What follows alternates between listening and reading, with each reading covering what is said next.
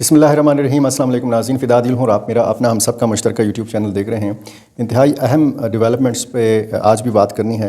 एक तो जो अफ़गान मुहाजिरीन जा रहे हैं उनका यहाँ पाकिस्तान में रह जाने वाला कारोबार, उनकी दुकानें, उनके असासे, इस हवाले से सोशल मीडिया पर ख़बरें गर्म हैं कि उन दुकानों में लूट मार की जा रही है। यानी जो असासे छोड़ कर जा रहे हैं अफ़गान मुहाजिरीन, उनको पाकिस्तानी जो हैं ये लूट रहे हैं। इसकी क्या हकीकत है, इसकी मैंने सारी तफसीलात इकट्ठी की हैं और वो तफसीलात आपके सामने रखनी हैं। जब मैं इस वक्त बैठा हुआ हूँ, वीडियो रिकॉर्ड कर रहा हूँ, तो पेशावर का जो मेन यूनिवर्सिटी रोड है ये बंद है। एक डेवलपिंग स्टोरी है, एक आलिम दीन को कत्ल किया गया है, एक और आलिम दीन को शहीद किया गया है। ये वाक़या भी आपको बताना है। अमरीकी वज़ीर ख़ारजा और पाकिस्तानी वज़ीर ख़ारजा के माबैन टेलीफोनिक रब्ता हुआ है, और जो सबसे इंतहाई अहम डेवलपमेंट है जिस पर मैंने तफसीली बात करनी है, वो पाकिस्तान के नुमाइंदा ख़ुसूसी बराए अफ़गानिस्तान मोहम्मद सादिक ख़ान का एक बड़ा तुंद व तेज़ बयान है। धीमे लहजे में बात करते हैं। इंतहाई अच्छे डिप्लोमेट हैं, सफारतकार हैं मोहम्मद सादिक ख़ान, और ज़ाहिर है कि जब आप किसी सफारतकार के हवाले से सोचते भी हैं, उनका तसव्वुर भी जहन में लाते हैं, तो एक धीमे लहजे वाला इंसान आपके जहन में आता है। लेकिन मोहम्मद सादिक ख़ान ने आज बड़ा सख्त लहजा इस्तेमाल किया है। हो सकता है उन्होंने बड़ा धीमे लहजे में बड़े सख्त अल्फाज का इस्तेमाल किया हो, लेकिन उनकी बातें अफ़गानिस्तान के हवाले से, अफ़गान तालिबान के हवाले से, अफ़गान सरज़मीन के हवाले से बड़ी सख्त हैं। और ये एक ऐसी डेवलपमेंट है कि जिससे आपको अंदाज़ा हो सकता है कि पाकिस्तान TTP के मामले में किस कदर संजीदा है और किस कदर पाकिस्तान और अफ़गानिस्तान के ताल्लुकात जो हैं ये इस मामले में ख़राब हैं। सबसे पहले मैं आपको इस अफसोसनाक वाक़े के हवाले से बताऊं कि ये थाना पिश्तखरा की हदूद हैं, पेशावर की दौरा रोड नवे कले।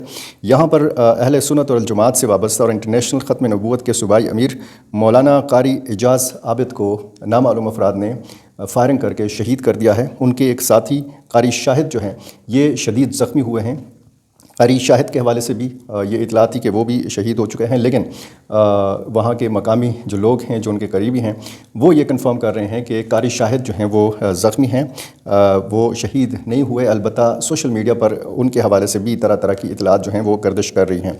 मेन यूनिवर्सिटी रोड को बंद किया गया है, लोग एहतजाज कर रहे हैं। ये जो मौलाना को शहीद किया गया है, कारी एजाज़ आबिद को, ये इनकी लाश रखकर बाकायदा यूनिवर्सिटी टाउन का जो पुलिस स्टेशन है इसके सामने एहतजाज किया जा रहा है, और मेन यूनिवर्सिटी रोड को ट्रैफिक के लिए बंद रखा गया है। और पेशावर एक ऐसा शहर है, आपको पता है कि जिसकी एक शाहरा को अगर बंद किया जाए तो पूरा पेशावर जाम हो जाता है, और इस वक्त भी ये सूरत हाल है। आज आपको पता है 7 अप्रैल की तारीख़ है, और इस से कबल यानी 6 अप्रैल को भी एक वाक़या हुआ था सरबंद चीनी में। ये भी थाना पिश्तखरा की ही हदूद हैं, और यहाँ पे बताया गया है कि जो कल की वीडियो में मैंने आपको बताया था कि JUI के मकामी रहनुमा हाफिज़ आबिद के भाई जाहिद शाह को शहीद किया गया था।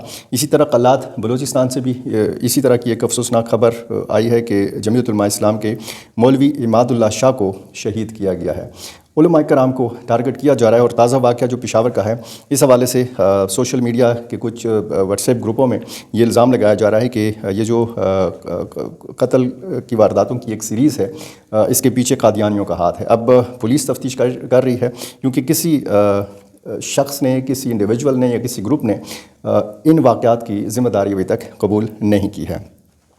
मैं आपको एक वीडियो दिखा रहा हूं जो सोशल मीडिया पर ख़ासी वायरल है, और उसमें देखा जा रहा है कि ऐसा तासुर दिया जा रहा है कि जैसे इस दुकान को लूटा जा रहा है। ये आज़म मार्केट लाहौर की दुकान है, और इस दुकान का या इस स्टोर का नाम जो है स्टार कलेक्शन है, और ये वीडियो है 21 मार्च 2025 की। इस वीडियो को इस कैप्शन के साथ वायरल किया जा रहा है कि जी अफ़गान मुहाजिरीन वापस जा रहे हैं, लेकिन उनकी दुकानों को पाकिस्तानी या पंजाबी जो लोग हैं ये इस तरीके से लूट रहे हैं। इंतहाई गलत तासुर दिया जा रहा है, गलत मैसेज दिया जा रहा है। नफ़रत का कारोबार करने वाले जो हैं ये सरगर्म हो चुके हैं। दोनों मुल्कों के जो अवाम हैं, पाकिस्तानी और अफ़गान, इनका जो भाईचारा है ये इसको ख़राब करने की कोशिश की जा रही है, और सोशल मीडिया का सहारा लिया जा रहा है। بجائے اس کے کہ ہم واپس جانے والے افغان مہاجرین کا پوری طریقے سے خیال رکھیں، ان کی جس طریقے سے ہم نے مہمان نوازی کی، اب جاتے جاتے دل آزاری جو ہے وہ کسی کی نہیں ہونی چاہیے، نہ پاکستانیوں کی ہونی چاہیے اور نہ افغان بہن بھائیوں کی ہونی چاہیے۔ اب جس طریقے سے یہ وائرل کیا جا رہا ہے، یہ پھیلایا جا رہا ہے، تو ظاہر ہے کہ جو دیکھنے والے ہیں اور جن کو نہیں پتہ کہ اصل صورتحال کیا ہے، تو وہ ظاہر ہے کہ ایک تاثر یہ قائم کر لیتے ہیں کہ شاید پاکستان کے رہنے والے لوگ جو ہیں وہ اس قدر ظالم ہیں۔ میں آپ کو ایک کلپ دکھانا چاہتا ہوں۔ یہ جب پہلا مرحلہ تھا افغان مہاجرین کے انخلاء کا، تو میں 2023، یہ غالباً اکتوبر نومبر کی ویڈیو ہے، نومبر کی ویڈیو ہے 2023 کی، جب انوار الحق کاکڑ نگران وزیر اعظم تھے، تو میں لنڈی کوتل گیا تھا، تورخم کے بہت قریب یہاں پہ جو علاقہ ہے، یہاں پر کیمپ بھی قائم کیا گیا ہے۔ تو یہاں پر میں نے بہت سارے افغان مہاجرین سے بات کی تھی۔ ایک افغان مہاجر کی باتیں میں آپ کو سنانا چاہتا ہوں، پرانا کلپ دیکھ لیجئے گا ذرا، اور اس میں وہ بتا رہے ہیں کہ کس طریقے سے اس کے پاس ٹرانسپورٹ کے پیسے نہیں تھے، اور اس نے کچھ پیسے تو دیے ٹرک ڈرائیور کو، ٹرک کے مالک کو، لیکن وہ پیسے بھی جو ہیں یہ انہوں نے پاکستانی جو ان کے دوست تھے ان سے لیے، کسی سے 10,000 لیا، کسی سے 15,000 لیا۔ یہ سن لیجئے کہ وہ کہہ کیا رہا ہے، اور میں نے کچھ سوال بھی کیے یہاں پہ مہمان نوازی کے حوالے سے اور یہاں پاکستانیوں کے سلوک کے حوالے سے۔ سنیے ذرا۔ جس ٹرک میں آپ کا سامان ہے اس کا کرایہ کتنا ہے؟ اس کا کرایہ 1,60,000 روپے۔ میرے پاس یہ بلٹی ہے، اور میں اس بات کی بھی قسم کھاتا ہوں کہ میں نے اس ڈرائیور کو، ان کو میں نے پیسے 50,000 روپے دیے، باقی میرے پاس 1 روپے بھی نہیں۔ وہ پتہ نہیں وہاں پہ جا کے ہم اس کو کس طرح دیں گے۔ یہ گاڑی کی میری بلٹی ہے، گجران شہر سے میں آیا ہوں، یہ سب کچھ ہے اس کا۔ اچھا، یہ کتنے ہیں؟ 1,60,000 روپے، جس میں 50,000 روپے میں نے وہاں سے یاروں دوستوں سے اکٹھے کر کے، پنجابی میرے یار دوست ہیں، کسی نے 10,000، کسی نے 20,000 مجھے دیے، وہ ان کو میں نے دیا، باقی کا اتنا عرصہ جو آپ نے پاکستان میں گزارا، آپ کے ساتھ پاکستانیوں کا سلوک کیسا رہا؟ یہ جو کہا جا رہا ہے کہ جی بڑی مہمان نوازی ہوئی پاکستان کی طرف سے، ایسا ہی ہے؟ جی بھائی جان، عوام کی طرف سے ہم عوام سے اتنے خوش ہیں، اتنے خوش کہ پتہ نہیں ہم افغانستان جا کے اپنے افغانیوں سے اتنے خوش ہوں گے کہ نہیں۔ اچھا، یہ بتائیے کہ دیکھیں، میں افغانستان نہیں جا سکتا بغیر ویزے کے، بغیر قانونی دستاویزات کے، بغیر اپنے شناختی کارڈ کے نہیں جا سکتا میں، کیونکہ افغانستان کے اپنے قوانین ہیں، اسی طرح پاکستان کے بھی اپنے قوانین ہیں۔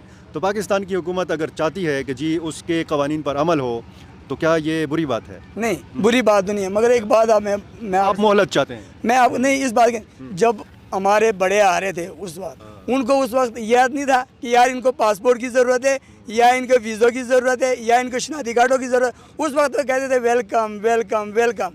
ابھی کیا ہو گیا؟ ابھی آپ کے کسی دشمن، اس وقت آپ کے دوست تھے، آپ کے ساتھ پیار بھی کرتے تھے، آپ کے ہمسایہ ملک بھی تھا، اور کلمے کے بھائی بھی تھے۔ بھائی آپ کا دشمن انڈیا ہے، افغانستان آپ کا دشمن نہیں ہو سکتا۔ افغانستان آپ کا دوست ہے، افغانستان اور پاکستان کا ایک ہی خون ہے، جو خون ہے۔ ہم آدم علیہ السلام کے اولاد ہیں، مسلمان ہیں، ایک خدا کو مانتے ہیں، ایک پیغمبر کو مانتے ہیں، ایک ہی ہمارا قرآن ہے۔ بھائی یہ جو ہے نا، یہ جتنی بھی سازش نچی گئی ہے، یہ انڈیا، امریکہ، روس، یہ جو کفار ملک ہے، یہ کبھی بھی نہیں چاہتے کہ دو بھائی ایک دسترخوان پہ بیٹھ کے کھائیں۔ یہ لڑانا چاہتے ہیں، اور یہی لڑائی کا چانس ہے۔